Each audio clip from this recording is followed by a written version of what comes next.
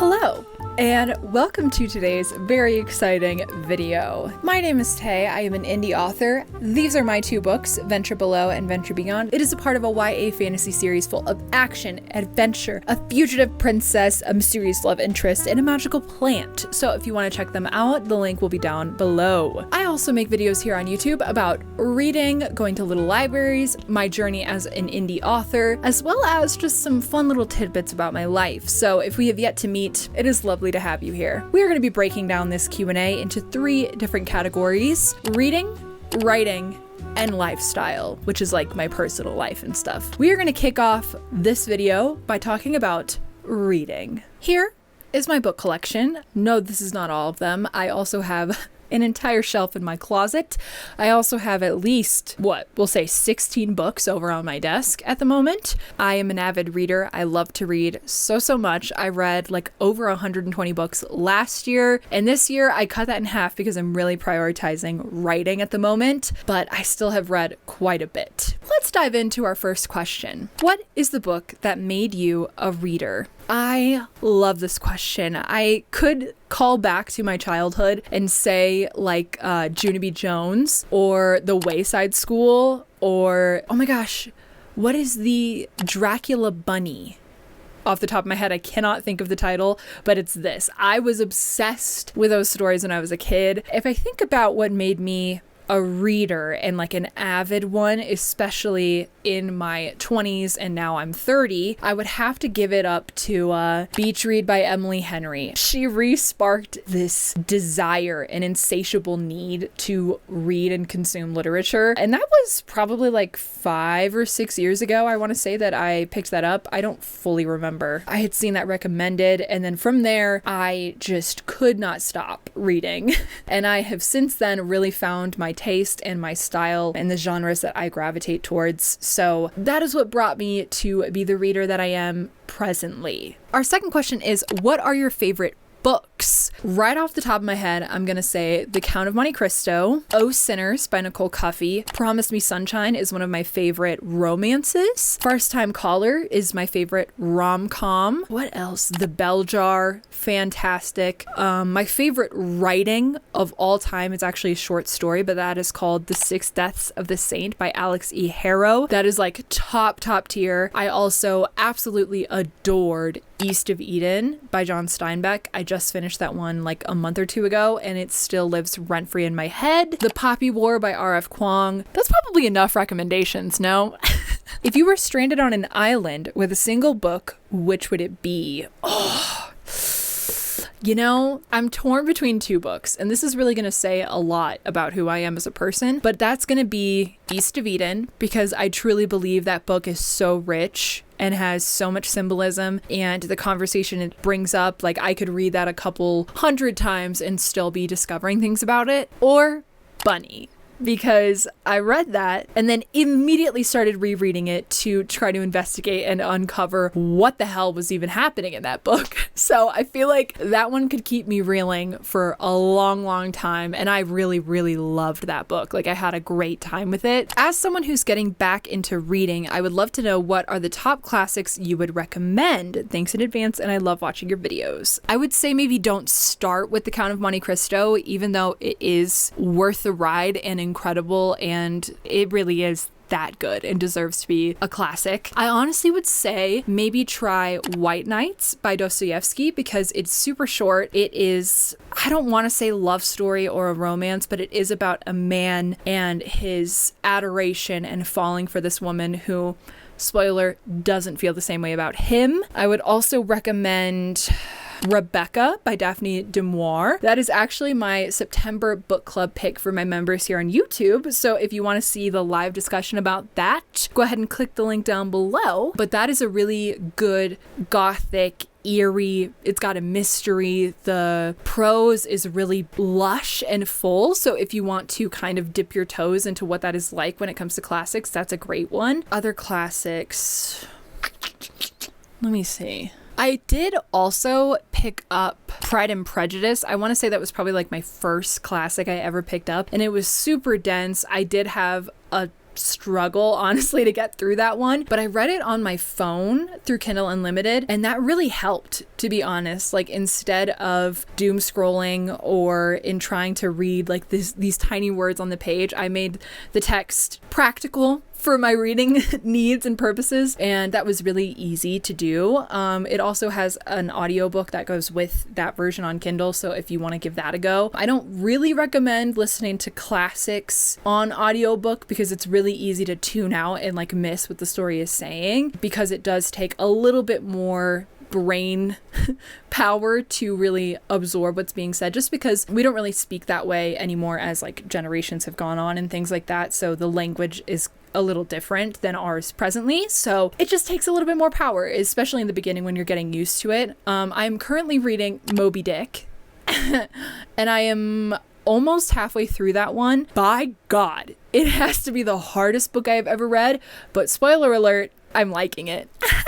I hope those were enough recommendations. If you need any more, just drop a comment down below and I will do my best to do some research and get you some more. What is the most epic book you found in a little library? Was it a holy grail? What a great question. Okay, let me look at my bookshelf because I've got quite a lot. Okay, I found all of the Hunger Games except for Sunrise on the Reaping, which had like just come out. Oh my God. And they're all in paperback and they're all pristine in one little library. Okay. And that library was packed to the brim. I would say that little library specifically was a holy grail. What types of nonfiction books do you enjoy? I don't read a lot of nonfiction books, although I am super open to it. I'm not really big on like self-help necessarily, but I do like reading about like the human psyche and understanding a little bit deeper into our thought processes and how we respond with trauma and stuff. I read No Self, No Problem with one of my best friends, and that was a really spectacular book. I loved that one a lot. Some history I really love, but I don't know if reading is necessarily my favorite way to consume that. I would say like documentaries or like YouTube docs are probably more my favorite way to consume that. But yeah, I don't read a lot of nonfiction. Memoirs are not really my thing either, but I'm not opposed to it. I'm really open to all genres and stuff. Oh, I love this question. How do you annotate your novels, and how do you decide which to annotate and which to read for pleasure? It's probably after I have read, I would say like 3 or 4 lines that glue to my soul. Like, I can't help but want to reread them or quote them to a friend or to my husband. By that point, it's a pretty big flag that I should be annotating. And the way I annotate is a lot different, I think, than the way I see other people annotate. I don't use tabs. I don't use highlighters either. I am using it for Moby Dick, but that is specifically because I'm annotating a lot. And so I want my highlights to be like the lines that to me are very juicy and like full of prose and a way of describing things that I have never really seen before. But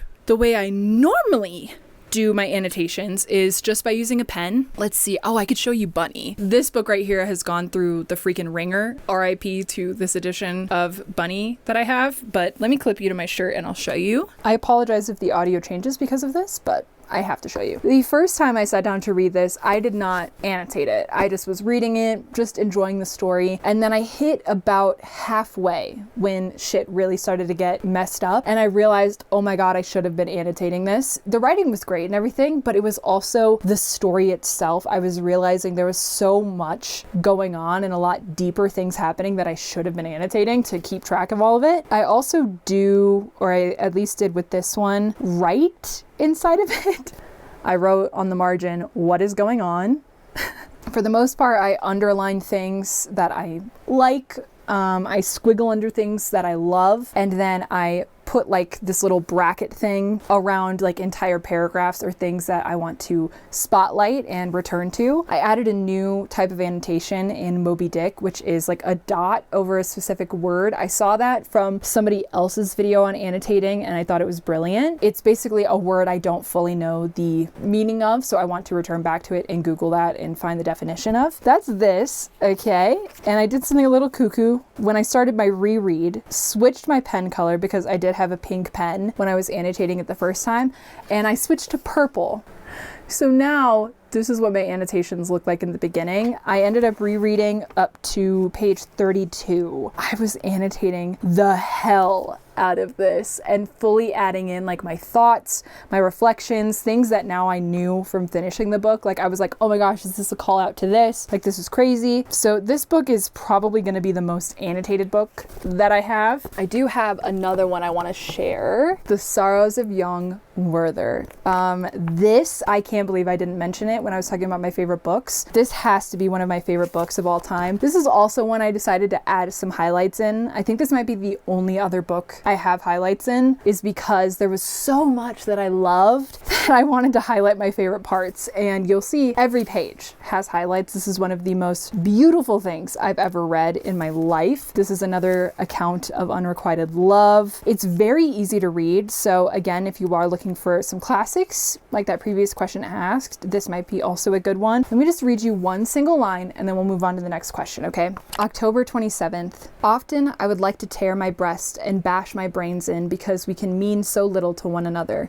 Ah, the love, joy, warmth, and ecstasy that I cannot contribute and will therefore never receive from anyone else. With a heart full of joy, I cannot make happy the man who stands before me, helpless and cold. October 27th, evening. I have so much, yet my feeling for her devours it all. I have so much, yet without her, all of it is nothing. This right here. Ooh, I think I'm going to do a reread this fall, actually, because I forgot how freaking good this is. Last question in the reading category, and then we're going to move on to writing. What was a book you picked up and wished you hadn't after you read it? Easy. This sucker right here. I have talked at length about how I did not enjoy this book. I also want to say, as an author, I don't ever want to rag on another author or another book or their writing. Strictly saying, for my own personal taste and the way that I like my books to be, I did not enjoy this. This is just simply not for me. If you do want to hear me rant and rave about it, go ahead and watch this video because I talk about it for quite some time. That was enough about books.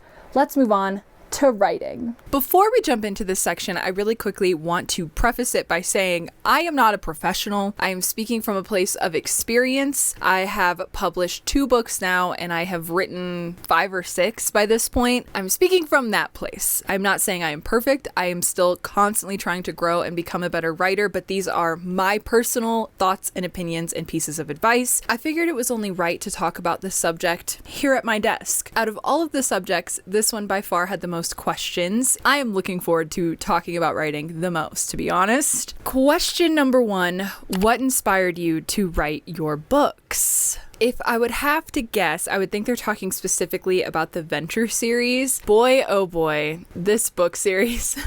I wrote the first iteration when I was in 8th grade, and that story is not what is published today, that is for sure. A lot of the characters are similar or inspired by characters that I wrote when I was in 8th grade. Overall, the story itself is so different from what it once was. It also wasn't a series back then. It was just a singular book that I left kind of on a cliffhanger. And if you know anything about me, I love my cliffhangers and I've loved them since 8th grade. I was going through a lot of difficult things in that period of my life, and I needed to see a character winning. I needed to see a girl persevere and overcome so many obstacles and so many horrible things and just see her win. I know if you've read the Venture series, you're probably like, girl, where?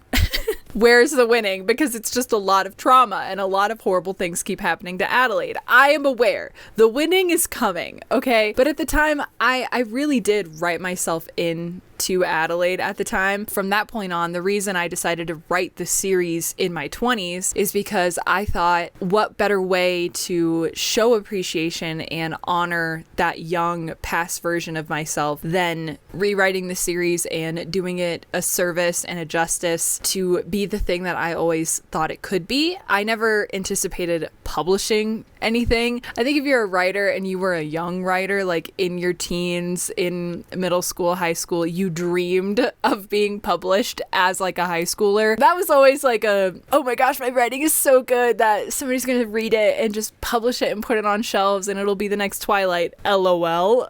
I think just if I could hold the series in my hands and hand them to past me, just how elated and gobsmacked she would have been, you know? So anyway, that's a long-winded of explaining that question. Next is, would you ever consider writing an adult book? To answer that question in one simple word, yes. I already do have a lot of ideas, which there are questions about future projects, so we'll get to that. I have a lot of ideas, and I don't know if any of my future ones are also going to be YA. I think the reason the Venture series is YA is because that's what it originally was when I wrote it, and that's pretty much like the audience that I was writing to is that past version of me who is that age and who needed to see Adelaide winning and going through all of these horrible things. So that's why it's YA. In the future, I think I am going to be more of an adult, new adult author. Not to say that I'll never write young adult again. I never say never. I'm going to take a drink of coffee now after that. What advice would you give to creating banter between characters? Banter.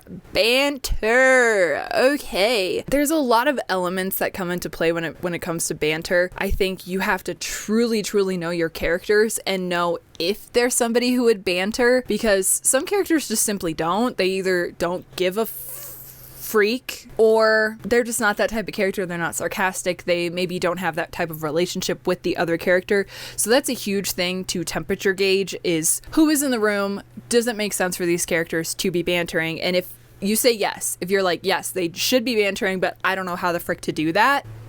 That's such a hard, because it's like one of those things where I'm like, I don't even know. I don't really like think about it. It's one of those, like, I don't know. I guess I think my husband and I, we banter quite a bit in like, ooh, he pushes my buttons in like the most loving, sweet, funny, giggly, stupid way possible. Usually less is more, I would say, with banter. And if it's overly done, it's gonna get cheesy. That's just my personal opinion. I notice it in my own writing. Like if I do it too much, then it loses its weight and it loses its value the more that you use that.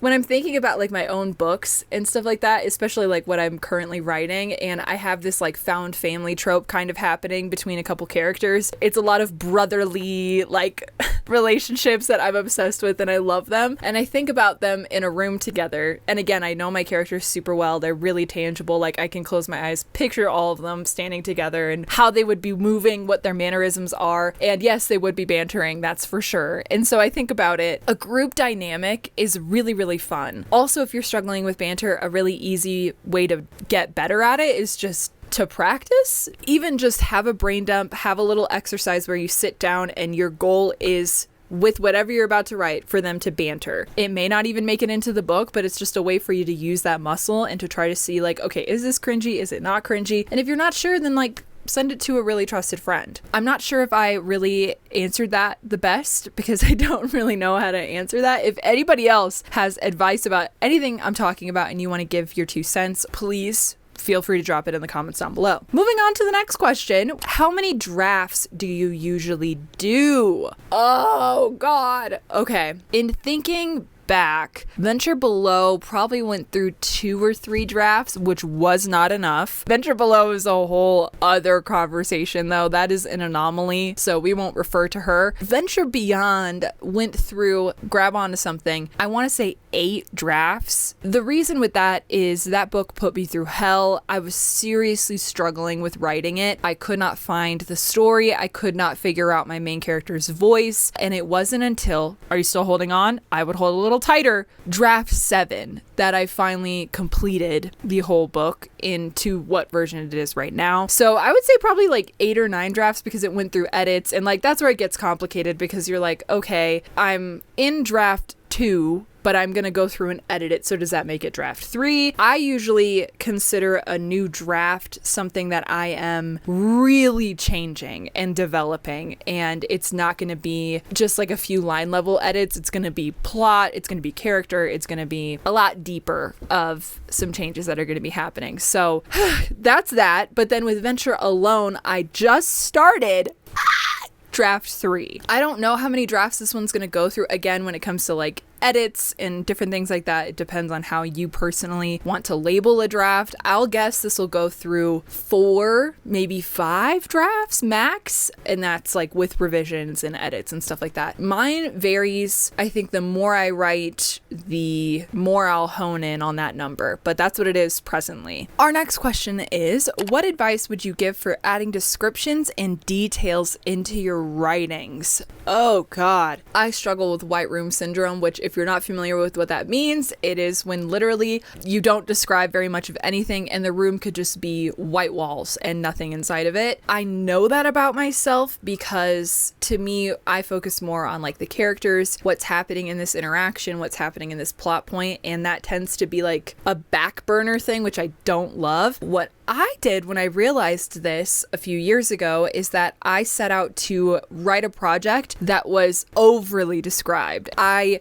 really took my time because I tend to move super quickly through my pacing and through my story and through my plot, like really fast. When I experimented with this, I sat down and I was like, I literally want this to drag. Like I want this to feel like we are moving at a sloth's pace, to force myself to describe these things and this room and this place that my character was living and things like that. And this was like a completely different project, and like I'm pretty sure I just pantsed the whole thing and I just was really focused on that one goal. It helped a lot, and in rereading it, I realized I wasn't really dragging my feet, or it wasn't boring, and the description was actually very lush and full. And I realized like, oh I just get bored. Got it. Like as a reader, I was really captivated and interested in what was happening. So that was a big lesson for me. And now I think I found this middle ground. You have to find the balance, especially for your voice and for your type of book that you're writing. So for mine, for this YA fantasy series with romance, I don't want to drag too much of my descriptions, but I also don't want it to be that white room. I guess my piece of advice would be to do what I did and experiment with just describing something. And if you're not sure how to do it, just try describing your room. Try describing your favorite places, whether that's a cafe or even like if you're in school, if it's like a classroom, or like your cafeteria, if it's the library, if it's a park, whatever it is, like just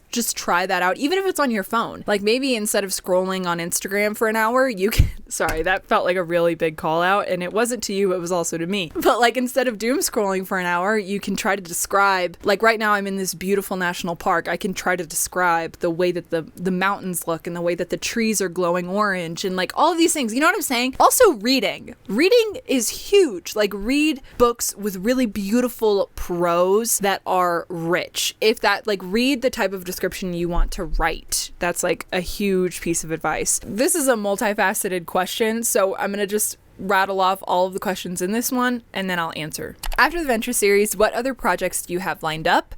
Are you multi-genre? Do you have ideas or plans for future novels in mind? Yes. Yes. And honestly, it is pretty difficult for me not to jump the gun and get invested in one of these other stories at the moment. Really don't know my life, let alone my writing career, without the Venture series yet. I think I'm past grieving that, because really when I finished the first draft of Venture Alone and then the second draft, I grieved it. And I was like, oh my God, I'm going to be saying goodbye to these characters, to this world, to this trilogy. Like, oh my God, like my heart. But then I realized I also want to write a prequel, and there is going to be potential for a sequel. Oh my God, I just dropped something huge about the Venture series, but now you know, and I'm not going to cut that out of the video. I'm not fully saying goodbye to this world or to these characters yet, and so I'm grieving it a little bit less, although that's not promising that any of that is going to be coming out anytime soon, because I do have a lot of projects that I want to be working on. There is a romance project that I have probably 15,000 words left to write of for the first draft. It's my to keep me writing project, if you would. And when I was working on Venture Beyond and all of those bajillion drafts, and I was sick of writing in that story, I would go to this Project Close, and I would just write. Pantsed a lot of it, and I just was trying to keep myself writing, and I was really invested in that story, but that's mainly what that project was. And so now when I'm done with Venture Alone, when I'm done with Venture Below, and they're published, I am going to try to finish Close and just have that draft done. I'm not going to reread it, I'm not going to edit it, I'm not going to revise say I'm just going to finish it and then shelve it until I want to pick it up again. I don't know when that'll be, but that is a project that I am open to trying to traditionally publish. I have a lot of other projects that I could work on. So yes, I am multi-genre and I want to be. I don't want to tie myself down to one specific thing, especially until I have figured out what I really love to write. I have yet to write horror. I have yet to write thriller. I have written a little bit of romance. I know I'm not a historical fiction girly. Literary fiction I think could be really fun, but I don't know if I'm there yet in my craft. I'm open, and I think it's because I love writing. I love reading all of those genres too, that I don't want to basically box myself into being like, I only write YA fantasy. Like, I don't want to do that. So I do have a ton of other projects. The one that is calling my name so much right now, I'm going to put up the mood board, and it's just going to be a treat for you watching this video. Okay. So if you're here this long, put these emojis, because they are very much this project's aesthetic and vibe. We'll call it Project Time for now, because yes, I do have a freaking title for this book, but here she is. This is the mood board. Yeah, I'm just gonna let you look at it for a little bit. Any of my supernatural girlies, there are specific characters that are in play here. They are not brothers in this draft. They are not lovers either. They're enemies.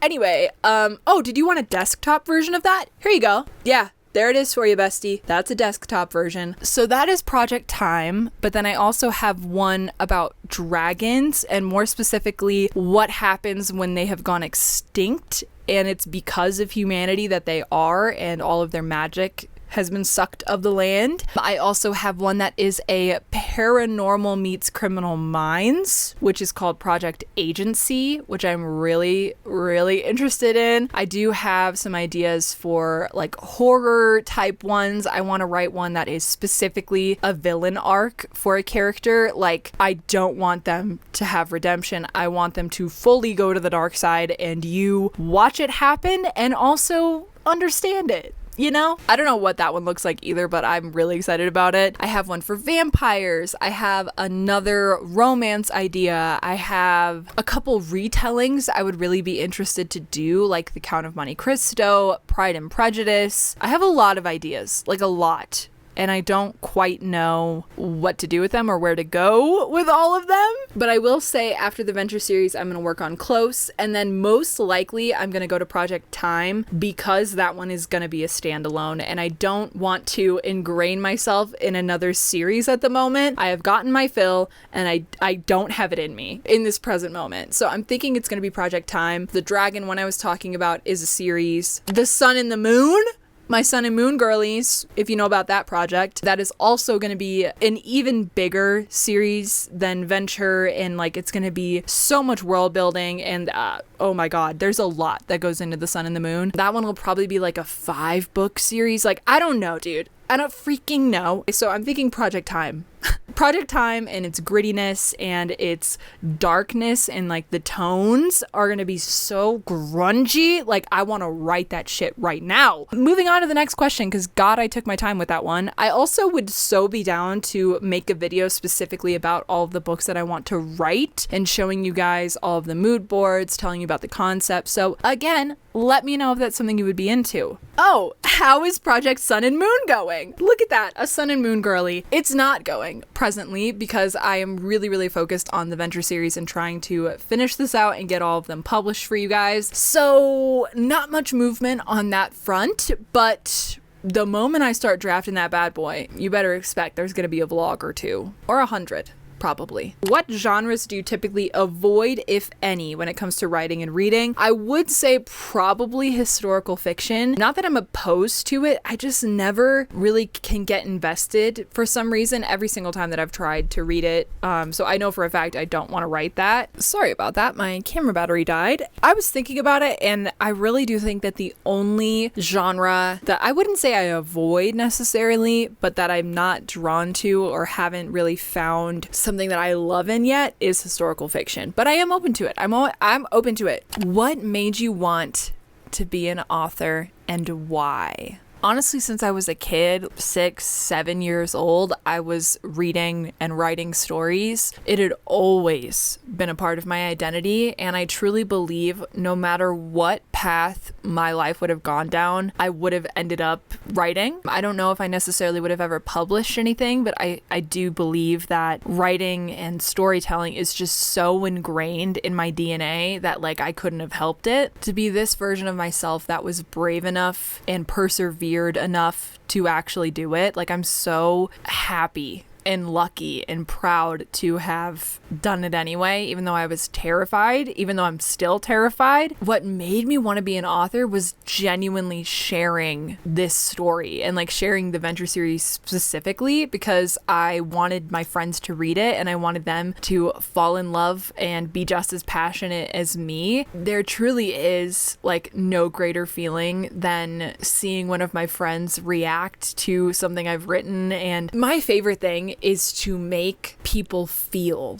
you know, and like whether that be anger, whether that be love, whether that be sadness or grief, like to be able to do that is so incredible. Like it's such a privilege to be able to do that because I personally, that's why I read, is to feel something, is to be moved by words on a page. To be able to be somebody that does that, like, oh God. So that's my goal, I would say, with my writing. And does that mean I put my characters through a lot of trauma? Yeah. Does that mean I personally have to go through quite a lot of emotional turmoil when I'm writing my characters going through hell? Yeah. Specifically in what I am presently writing, Adventure Alone, the third book. Oh my God. Like I'm having a really difficult time because every time I sit down to write, I get very sad. And I'm like, I need to get past this point in the book to feel joy again. Next question is tips on how to start a zero draft. I'm so into planning and freeze up when I see the blank doc. And this is a really difficult thing to accept. I actually was just talking to bestie Evelyn about this, is that you have to accept whatever you write, this, especially this first time, like this zero draft, trying to tell yourself the story is not going to be perfect. It's truly not going to be, unless this is like your 20th book, but even then it's going to change. There's a lot of freedom in knowing that it's not going to be perfect, that these words are going to change, they are going to adapt, and maybe even the plot will by your second or third draft. There's freedom in that, as sad and as difficult as that may be to accept and be like, so then what am I doing? I feel like I'm wasting my time. I personally felt a lot of that because in the first draft of my third book, Venture Alone, I had to delete, 45,000 words. When I did my second draft, I rewrote all of that. At first, I was pissed off. I was incredibly mad at myself for having had to have written all of that just to get to the point I am now in the story, which I'm still changing some things. But I realized something pretty crazy when I was sitting down to work on the second edition of Venture Below, my first book, is that every word I typed out was me learning. So everything that I had written when I was writing those 45,000 words actually made me a better writer in the end. It really sucks to accept that you're going to have to write a lot to figure out who you are as a writer, to figure out your tone, to figure out your voice. So again, you can look at it as something disappointing and being like, oh my gosh, I'm going to waste all of this time. It's not a waste of time. You are teaching yourself how to write and how to find your voice by learning when you read it back, like, okay, this is not true to like how I want this to come across. And you keep writing and you keep changing and you keep adapting and you keep learning, whether that be you find some books on the writing craft, whether that be you find some free resources on YouTube. There's also some really beautiful articles over on Substack. Like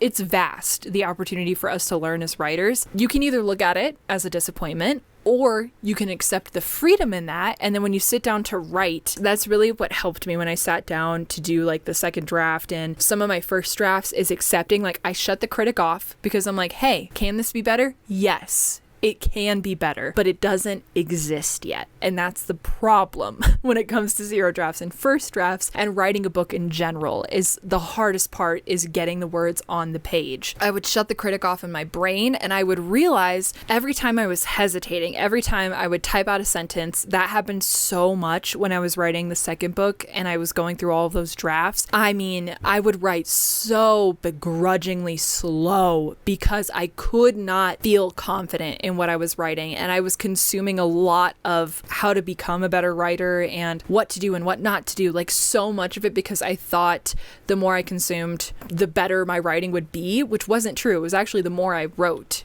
the better of a writer I became. I literally would feel so awful every time I sat down to write because I couldn't figure out what word choice was perfect, or like where to go with the sentence structure and like all of this stuff. I realized in writing, I recognized that it could be better in the moment. Hold on to that. So that means the future version of me is also going to see how that can be better, and probably with all the experience she has then gained, know how to fix it and make it way better than past me, who was struggling and pulling out teeth to write these words, ever would have. It's a hard truth and a hard pill to swallow, but it is true. How do you tackle getting writing help from others without spoiling key moments of the plot? I would say a lot of it pertains to what advice you're trying to get. I mean, if it's about the plot structure, then you can be ambiguous and just say, so I have character A, and character A is going to betray character D. I don't know how to go about this betrayal. I could either have them poison them, like whatever, and you can be super ambiguous like that, or you can have one very trusted friend. I recommend them also being a writer or a reader at the very least, just somebody whose opinion you trust but can also take. For me, that is personally Natalie Jane Shields. Love you, bestie. You need that person, I would say. If you can find them and if you have access to that, then I say go for it and just be open to their advice and to what they can add to the table, you know? But if you don't really want to expose your plot, maybe you want whoever this person is you're talking to give you like an honest reaction when they read your story, but you still want their advice, or you just want to talk about your book, I would say you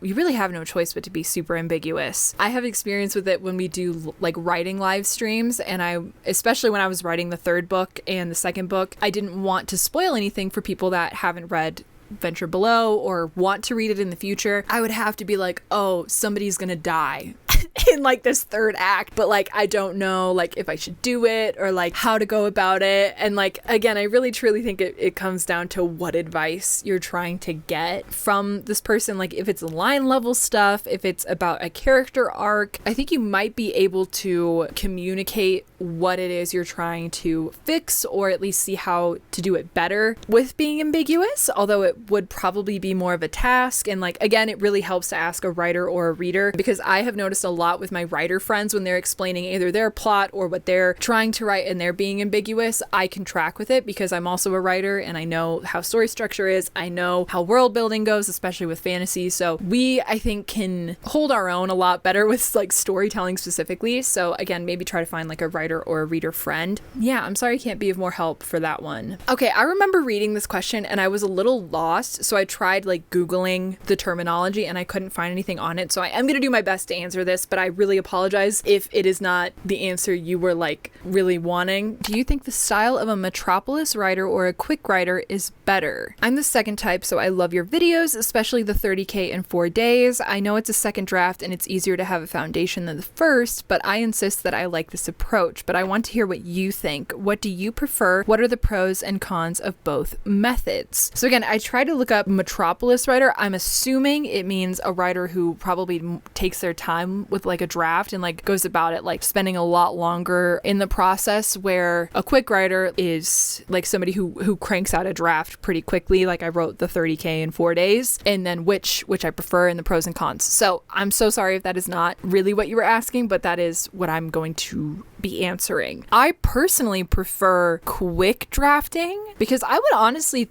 say that my romance project Close, that one is one that has taken a long time to write just because I'm only going to it every once in a while. I don't love that journey because I personally get bored with the story, with the characters, with the plot, and I can detach myself from it. And so I find the quicker I write, the more I can get out. Just like what I was saying in the previous question, is like the more I'm writing, the more I'm producing for this story, the better I'm going to become in the end, even if I do have to delete 80% of the words. I've accepted that before I even sat down to write. Personally, I like quick drafting just for myself because I know it benefits me in a lot of ways. I'd say the pros for quick writing is you get it done fast. I would say the con is you haven't fully, it's really difficult for me to like say necessarily because I have so much investment in the Venture series specifically, but I'm imagining if I sat down to write a brand new story, a brand new world, brand new characters and stuff, I would say the issue with quick writing is that you don't have all of that investment and that experience with the characters and with the world and stuff. Even in drafting that first one and writing it quickly, again, probably more than likely you're going to have to change a lot of things. You're going to learn a lot of lessons about your characters, about your world building, areas that are lacking and things like that. Where with Metropolis writing, you're going to have a lot of that investment over the course of that time. You're going to know the characters a lot better. You may still hesitate in a lot of ways. I think as writers, we just tend to do that sometimes and question where we're going or the direction. But I think you still would have that investment. Wow. That is it for the writing section of this video. This was a very long chunk. If you have any other writing questions, I would love to answer them. This was super fun. I love talking about writing. Now it's time to talk about lifestyle. And welcome to our current campsite. We have officially been at this spot for 2 weeks now, and sadly we are going to be moving to a different campsite, luckily in the same national park area, so very excited about that. But this is legitimately our view when we look out of our RV, and I am desperately going to be missing it. Figured we would have our last chat about our last category here. It is still the same day. I just changed because Trev said that it was hotter in the sun, so I am anticipating I'm probably gonna have to take off the sweater. That is enough prefacing this section of the video. Let's get started with our questions. Why do you live in an RV? Work? Fun? Fun. Back in 2019, Trevor, my husband, and I decided to take a break from our full-time jobs, buy an RV, and travel across America for 3 months. So that is what we did, and we ended up loving it so much that we spent the next 2 years trying to figure out how to do this full time. And we realized it is not only an option, but it is something that is possible and honestly not all that difficult. We ended up flipping that first RV and buying the one that we currently have, which is a lot larger. So we have our current RV, which is named Rosie. Our first one was named Reggie or Reginald, and this one is Roosevelt. Cute fun facts, I guess. But yeah, we travel and we do it just to explore, and we get to meet so many incredible people. We get to see so many cool towns and learn the cultures of them and things. So yeah, that is why we live full-time in an RV. What made you and your husband decide to travel and not buy or rent a house? When Trevor and I first got married, we lived in a 2-bedroom apartment, and then we upgraded to a house that was 2 bedrooms, had a pretty good sized backyard, very cheap rent, but the living condition because of our landlord was not all that grand, and there was no like future for us to have possibly bought it or anything. Like I said in the previous question, we really truly fell in love with traveling, and we both are the type of people to feel that in our bones to go see the world and like travel, and I'm so blessed and lucky to have a partner who feels the same exact way that I do when it comes to that. We don't really have any plans in the future to settle down or to buy a house or anything. We do want to buy property someday that we can have kind of as our base, like our anchor, you know, and be able to build upon it someday and stuff. But by no means are we looking to buy a house or anything at this moment. That was something we contemplated, and then we spent the summer back home and we both got so antsy that we were like, no, we're going to travel for a few more years. We've been on the road now. We're going into our 4th year, which is pretty crazy. We're not sick and tired of it at all. I mean, look at my technical front yard. Our next question is, what is your favorite place you have traveled to and favorite comfort read for the road? My favorite place that we have traveled to, it's a toss-up between a few different national parks. I gotta say, where we are right now, the Grand Teton National Park is probably my favorite place in the world, which is a pretty huge thing to declare, but I genuinely am so just, my breath gets taken out of my lungs every time I see that mountain. I'm obsessed with it here. We absolutely love it. Oh, there's somebody in the background. I would also have to say Zion National Park out in Utah is, wow, that is seriously such a beautiful, unique place, and I don't think I've ever felt so small in the presence of nature before in my life. Highly recommend. If it's not on your bucket list, it should be like number one thing, to be honest. I'm a huge lover of the Pacific Northwest. I grew up in California in the Bay Area, and so being there, it just feels like home, and I think it always will be. But I love Washington, Oregon, like the coastline specifically, and of course California. In terms of a comfort read on the road, I don't really have one. It's usually just whatever I'm currently reading at that moment. I don't really have a comfort read for the road. How do you and Trevor pick where you are traveling to next? A lot of that is determined by what we are doing in the winter. We try to work camp in the winter times, which is just looking up different campgrounds in temperate locations where it's not going to be too cold that we can work at for the winter. They usually provide a free site that has electric, sewage, and water. We boondock, which is essentially like we have no hookups. We're all self-contained. We have solar power, so we don't have to worry about that. And then our tanks, we just have to clear and fill back up every 2 weeks. So that's really nice because national forest land, for the most part, is you can stay there for 14 days for free. So we don't pay anything. We actually save a frick ton of money doing this. That's why I'm like, it's very plausible and probable, and honestly, I cannot picture a different way to live. So if you're thinking about going full-time in an RV and want to know some more, let me know. We also do have a travel channel that I am trying to revive from the dead. It's called Traveling the Right Way. I will link it down below if you want to go subscribe so that you can see some traveling content and stuff whenever I have the time and effort to make those videos. But yeah, so a lot of our next stops and things like that are determined by, and oh my god, my camera battery is dead.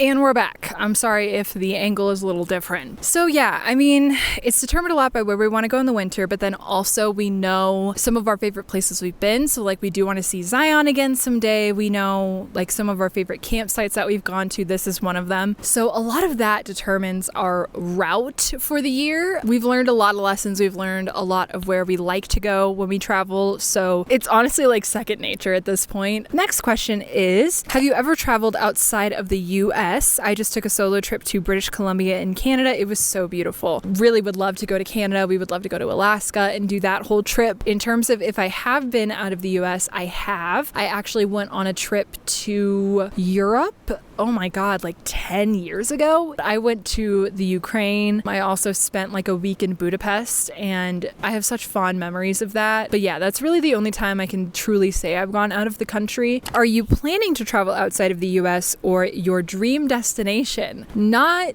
anything concrete. I would absolutely love to go to Europe. I have such desire to go see all of the history and architecture and art in general. I love art. I'm obsessed with it. And so just to be able to go to some of those incredible places, and also to where Van Gogh is from and to where that museum is. I adore Van Gogh. Yeah, I have a lot of places I would love to go to. Spain, Portugal, and a huge one would be to go to the Philippines, which ties into the next question. I'm curious about your Filipino heritage. Can you share more about that? Absolutely, I can. My grandma is from the Philippines on my mom's side. A lot of my childhood, a lot of my life growing up was spent at her house. Being raised Filipino American really shaped like who I am, and I just have so many fond memories of that side of my family. And I would love to go to the Philippines, engross myself in the culture, and just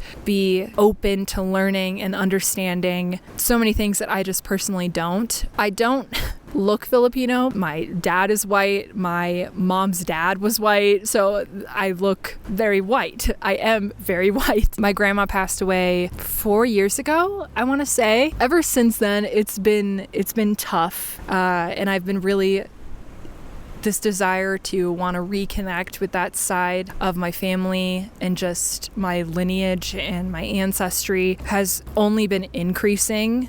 But it's a very difficult thing because I don't know how to navigate it or where to go or who to turn to, really, because my grandma, I feel like, was the source of that. I did not think that was going to be that difficult to talk about. So yeah, I am very proud to be Filipino. It is hard for me sometimes because I don't feel Filipino, even though it is a lot of who I am and who I was raised around and who I was raised by. My mom and my titas are all very Filipino American. I don't know. It's just, that is a conversation I would love to have more often. To all of my other Filipino writers, which I am so ecstatic to see so many Filipinos in authortube. I think that's incredible. I love you so much, and I would love to have more chats and conversations because there's a lot that I would love to discuss and a lot of things that I just personally don't know and I'm open to learning more about. That is actually the last question that we have. With that being said, I truly hope that you enjoyed today's video. I loved getting to answer these questions and dig a little bit deeper into who I am, especially about my reading tastes and about my writing journey. I would love to do some more Q&A or like chatty videos like this in the future. So if there's any topics or things that you want me to discuss, please drop them in the comments down below, and I'm going to do my best to make those videos for you guys soon. Yeah, if you liked today's video, be sure to give it a like. And don't forget to comment down below a book emoji if you stuck around this far into the video. Don't forget to subscribe and turn on post notifications to get notified every single time that I post a new video or I go live. If you want to join the book club and get access to some exclusive content, the link will be down below for you. Thank you so much for joining me. It was so lovely to have you. I'll see you in the next one. Bye!